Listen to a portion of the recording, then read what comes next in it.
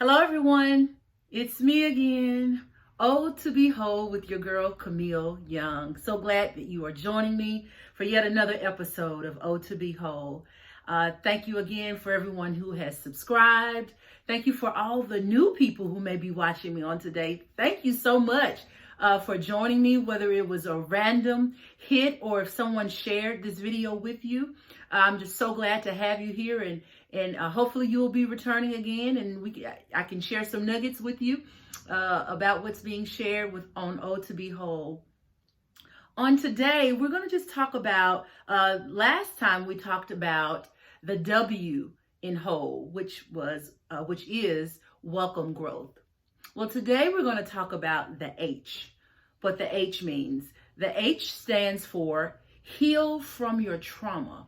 Okay, you're healing from your trauma so that you can experience the power of true love. You cannot truly experience love the way that God created love. Now, there is a perverted type of love that the world has presented to us that is not true, but the unconditional love that God created, you cannot truly experience that unless you have healed from your trauma. Understanding that though you have trauma, you can be healed from your trauma.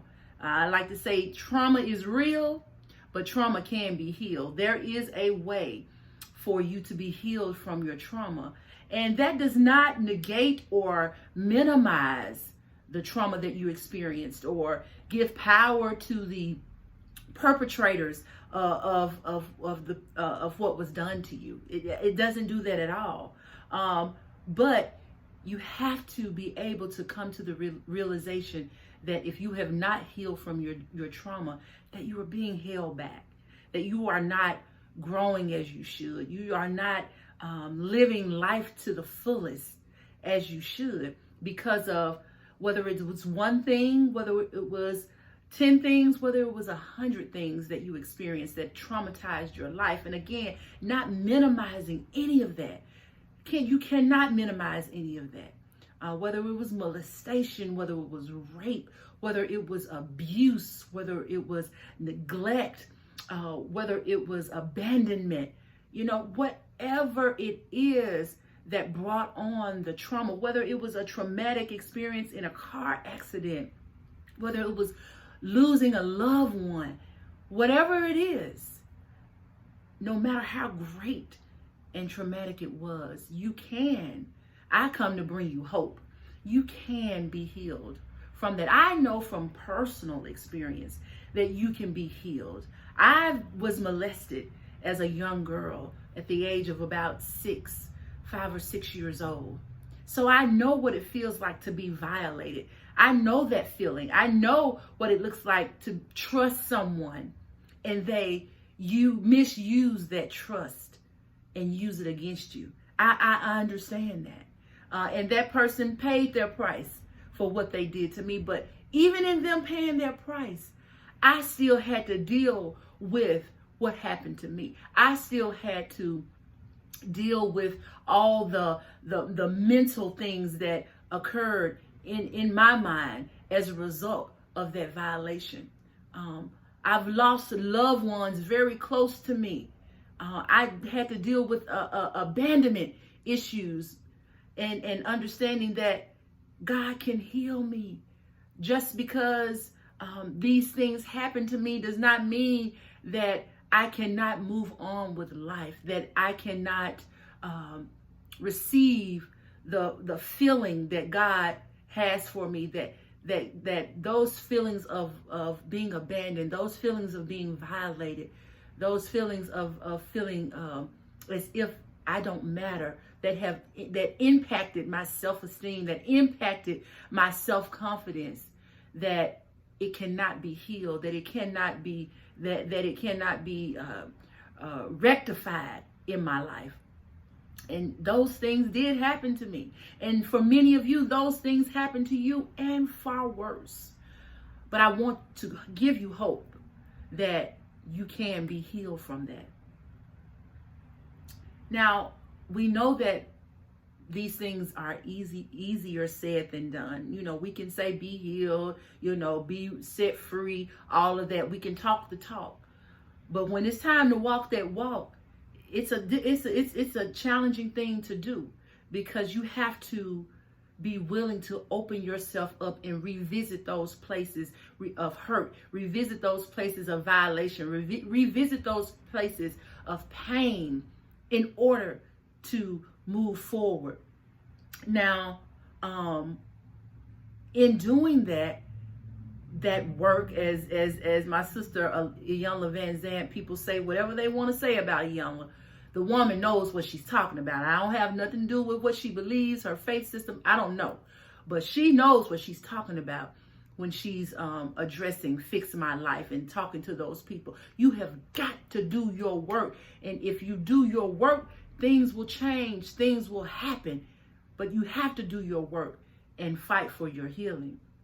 And when you're ready to heal from your trauma, there are a few things that I feel like that you can do in that process to get to that point of being fully healed. Now, let me put this disclaimer out there. I am not a licensed therapist. I am not a licensed counselor or anything. Even though my background is in counseling, I am not licensed in counseling.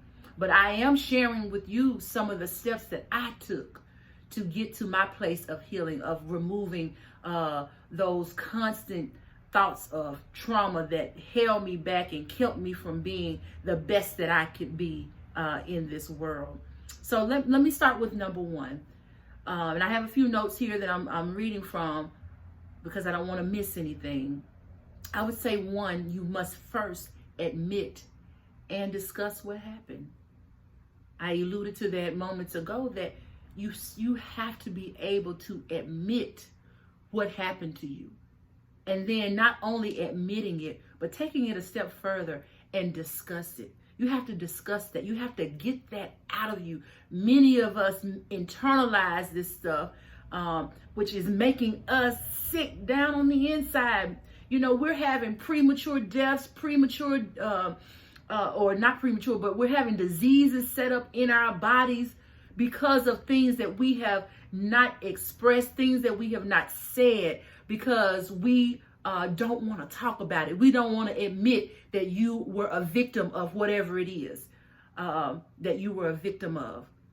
So you have to admit it and then be willing to discuss it. Now, that doesn't mean you discuss it with any and everybody. If it's a licensed therapist that you need to go see, then that's what you do. But if you have a trusted friend or family member that you can talk to really get this stuff out in the open and get it out of you, then that is one of the first steps that you can take. You want to confide in someone that you truly, truly trust with the information that you're going to be sharing. Again, someone that you truly trust, because you don't want to be re-victimized and somebody goes out and shares your information with someone else and you hear it later that somebody shared your secrets. So make sure it's someone that you trust. I would say, number two, you have to daily ask God to show you how to begin the process of forgiving the perpetrators. Yes, I said it. You have to forgive the people who did that to you, whatever it was. You have to. Now, that does not remove what they did to you. Okay? That does not mean that you will automatically forget. But there is a place where you have to go in order to forgive what was done to you. You have to forgive the person or persons that victimized you. And I know that's a hard thing to grasp when you really think about what that person did to you, how you possibly trusted them, or how they just manipulated a situation, or someone who didn't even know you, who did this, horrible thing to you, and did it for years, for decades, however long. Even after you may have reached out or cried out about it, no one did anything. The stories could go on and on and on about what was done. And I understand that. But if you really want to heal from your trauma, you must, the time has to come where you forgive the person or persons who perpetrated this act or these acts against you. But again, that has to be done through asking God. Now, I don't know what your belief system is and, what you do. But for me, that's God. I go to God and I pray and I read scripture and I may meditate or I journal. Those type of things help me in my process of healing from my trauma and healing from things. So whatever, yours may be something totally different, but you must, to me, you have to connect to something greater and higher than yourself in order to heal from things like this. And then I would say, thirdly, you have to be intentional in walking in love with all people around you. Just being kind, being thoughtful, being considerate, being intentional with it though. You're being purposeful, even though you don't feel like it, even though they may not respond in the way you desire. You have to be intentional in walking in love, making your love walk a daily practice. Okay? And once you continue to practice it day after day, then it becomes a lot more natural to you. So being intentional in walking in love, and whether it's with your spouse. Now, these people that you're walking in love with may have absolutely nothing to do with your trauma or have nothing to do with why you've been traumatized in your life. But being able to still show love to them brings about the change and the healing that needs to occur on the inside of you. And that is when you heal on the inside, it displays itself on the outside. So your internal healing has to occur first before it appears externally. So make sure that you are walking in love with your spouse, and they could be the people who caused your trauma, but make sure you're walking in love with your spouse, with your children, with your siblings, with your parents, with your friends, with your co-workers, with people in traffic. Okay, some of y'all got some real road rage issues. Okay, but you got to walk in love even with those people when they cut you off. Even with the store clerk, they may be moving slowly or may not have the type of customer service that you prefer. But when you walk in love, sometimes that softens people when they see that you are walking in love. All right, so just things like that will help you in your process as you are trying to heal from your trauma.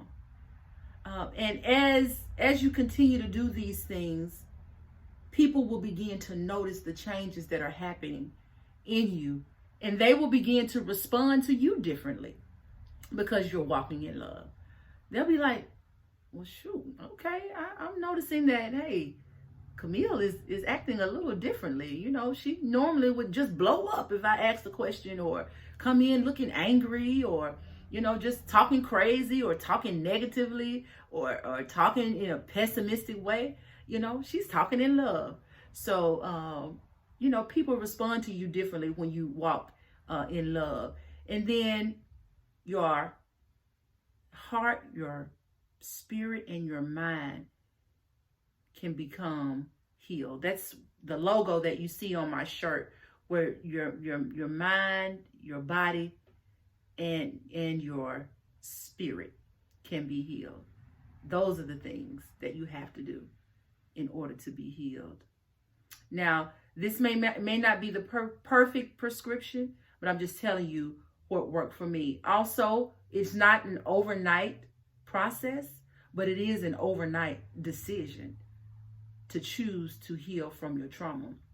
And you may never, or you will never, experience the true power of love. There is power in love. You'll never truly experience that with a wounded heart. You must be courageous. You must take the necessary steps in order to heal from your trauma.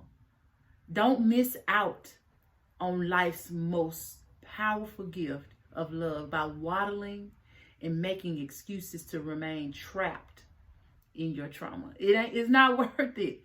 It's not worth it. Life is too short. What if you only got 30 more days? What if you only got 5 more years to live? What if you only have 10 more years? The way time is moving, 10 years is nothing. You're going to waste your life by not maximizing the opportunities to love the people who love you. That's ridiculous. That's just utterly ridiculous. So I just want to challenge you today. Heal from your trauma.